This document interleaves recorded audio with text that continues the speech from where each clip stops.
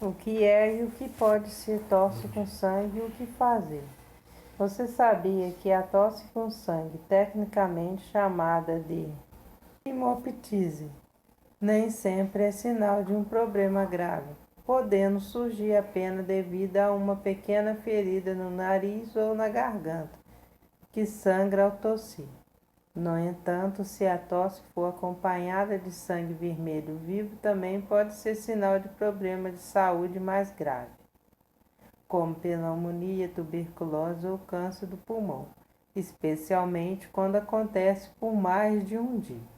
Assim, é recomendado consultar um clínico geral ou um pneumologista sempre que a tosse com sangue demorar mais de 24 horas para desaparecer ou quando a quantidade de sangue é grande ou aumentar ao longo do tempo. Em uma grande parte dos casos, a tosse com sangue é provocada por simples lesões no nariz, por irritação da garganta ou devido a alguns exames, como broncoscopia, biópsia ao pulmões, endoscopia ou cirurgia para a remoção das amígdalas, por exemplo. O que fazer? Na maior parte do caso, a tosse com sangue desaparece sozinha, sem precisar de qualquer tratamento. No entanto, se mantiver por mais de um dia, é importante ir no pneumologista para identificar o problema e iniciar o tratamento adequado. Pneumonia. A pneumonia é uma infecção grave do pulmão que geralmente causa sintomas como tosse com sangue, febre repentina e acima de 38 graus, falta de ar e dor no peito. Geralmente surge após uma gripe ou resfriado mal cuidado, onde os vírus ou bactérias conseguem chegar até os alvéolos, prejudicando a chegada do oxigênio nas células. O diagnóstico é feito com base em exames e o tratamento pode incluir antibióticos.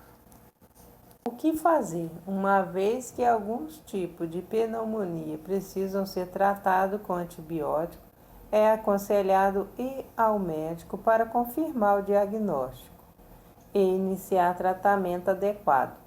Nos casos mais graves, a pneumonia pode afetar bastante a respiração, podendo até ser necessário ficar internado no hospital. Tuberculose. Além da tosse com sangue, muita característica do caso de tuberculose está a doença também pode causar outros sinais como febre constante, suor noturno, cansaço excessivo e perda de peso. Neste caso, a tosse deve estar presente há mais de 3 semanas e não aparecer ter relação com nenhuma gripe.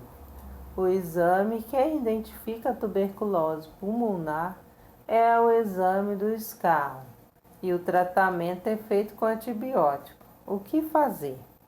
A tuberculose é provocada por uma bactéria e por isso seu tratamento é sempre feito com antibiótico que precisam ser usados por vários meses até curar completamente a infecção. Assim, sempre que existir suspeita de tuberculose, é muito importante consultar um pneumologista. Além disso, se o diagnóstico for confirmado, deve-se avisar as pessoas mais próximas para que também faça o teste da tuberculose, já que a doença se espalha facilmente. Bronquiectasia. Esta doença respiratória causa tosse com sangue que piora aos poucos devido a uma dilatação permanente nos brônquios, que pode ser causada por uma infecção bacteriana ou por outra doença respiratória, como a bronquite, asma ou pneumonia.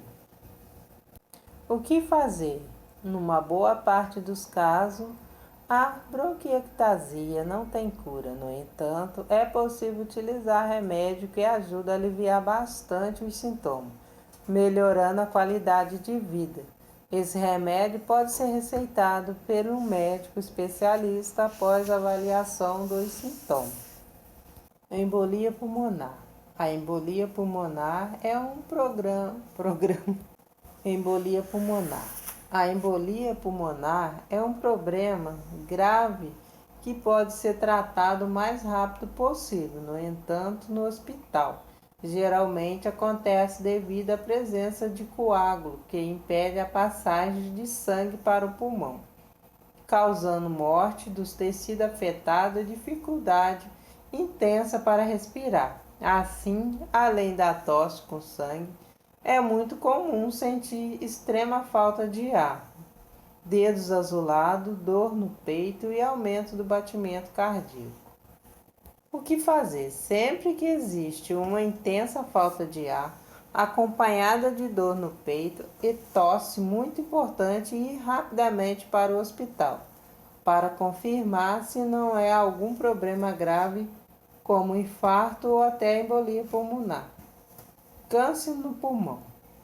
A suspeitar de câncer nos pulmões quando a tosse com sangue e perda de peso nos últimos meses sem dieta ou exercício. Outros sintomas que podem estar presentes são cansaço e fraqueza, que pode ocorrer quando o câncer começa no pulmão, como é mais comum em pessoas que fumam ou quando existe metástase no pulmão.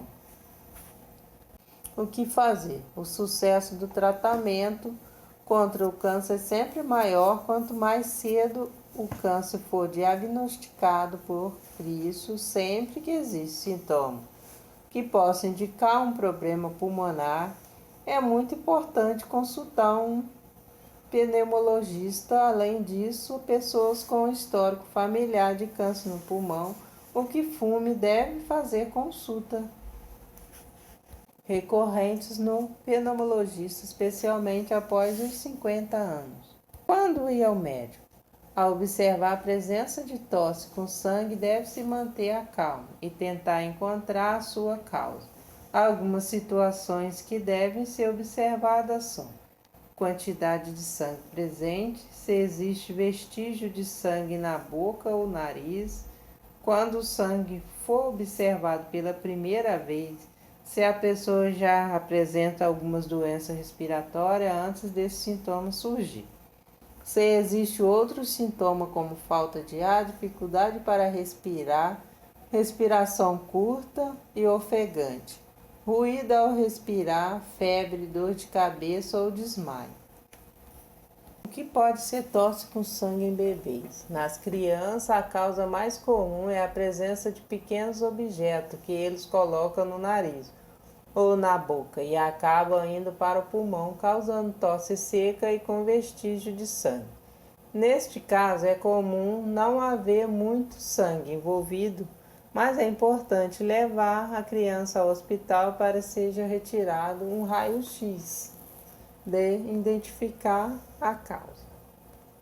O médico também poderá usar um pequeno instrumento para observar os ouvidos, o nariz e a garganta da criança em busca de pequenos objetos, como brinco, tarraxa, milho, ervilha, feijão ou brinquedos, que possam ter sido introduzidos nesses locais. Dependendo do objeto introduzido e da sua localização, ele poderá ser retirado com uma pinça e, nos casos mais graves, pode até mesmo ser necessário uma cirurgia.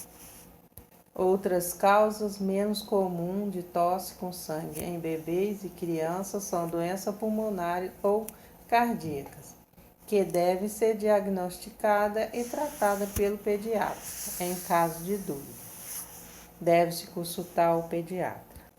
Obrigado por assistir esse vídeo até aqui. Não se esqueça de compartilhar o vídeo, se inscrever no canal. Tchau e até o próximo.